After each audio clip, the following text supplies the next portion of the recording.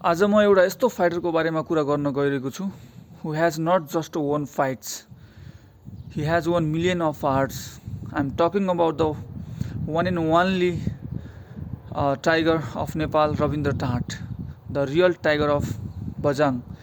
He is बझाङको बाघ।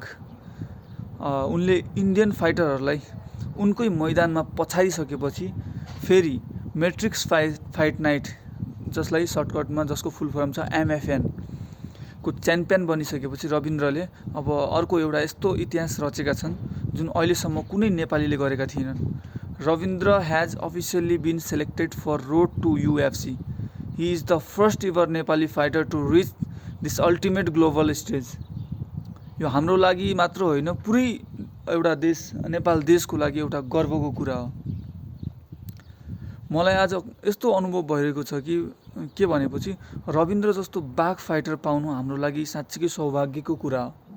हिज dedication, his struggle and his motivation, it is absolutely world class. आगामी road to UFC को फाइटका लागि रविन्द्र ढाँटलाई धेरै धेरै शुभकामना दिन चाहन्छु मनदेखि नै।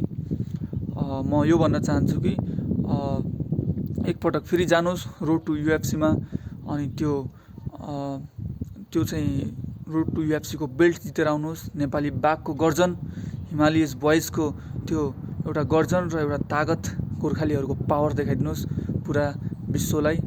कि म एकदमै शुभकामना दिन चाहन्छु। ल लास्टमा म के भन्न चाहन्छु भनेपछि, अनि अरू देशहरूमा, अन्य देशहरूमा चाहिँ हाम्रो जस्तै UFC अहिले प्रख्यात छ, सबै ठाउँमा त्यस्तो फाइटरहरूलाई धेरै सपोर्ट मिलिरहेछ। तर हाम्रो देशमा पनि नेपाल सरकारको ध्यान जाओस्।